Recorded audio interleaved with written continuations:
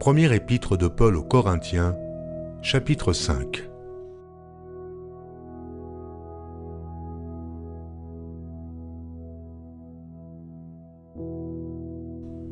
On entend dire généralement qu'il y a parmi vous de l'impudicité, et une impudicité telle qu'elle ne se rencontre pas même chez les païens.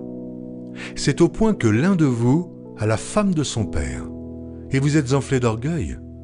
Et vous n'avez pas été plus tôt dans l'affliction, afin que celui qui a commis cet acte fût ôté du milieu de vous. Pour moi, absent de corps mais présent d'esprit, j'ai déjà jugé, comme si j'étais présent, celui qui a commis un tel acte. Au nom du Seigneur Jésus, vous et mon esprit étant assemblés, avec la puissance de notre Seigneur Jésus, qu'un tel homme soit livré à Satan, pour la destruction de la chair, afin que l'esprit soit sauvé au jour du Seigneur Jésus. C'est bien à tort que vous vous glorifiez. Ne savez-vous pas qu'un peu de levain fait lever toute la pâte ? Faites disparaître le vieux levain, afin que vous soyez une pâte nouvelle, puisque vous êtes sans levain, car Christ, notre Pâque, a été immolé. Célébrons donc la fête, non avec du vieux levain, non avec un levain de malice et de méchanceté, mais avec les pains sans levain de la pureté et de la vérité.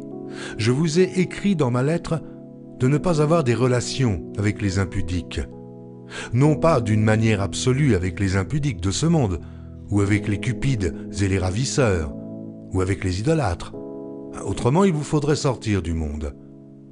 Maintenant, ce que je vous ai écrit, c'est de ne pas avoir des relations avec quelqu'un qui, se nommant frère, est impudique, ou cupide, ou idolâtre, ou outrageux, ou ivrogne, ou ravisseur, de ne pas même manger avec un tel homme.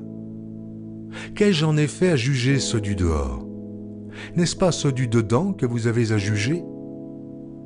Pour ceux du dehors, Dieu les juge.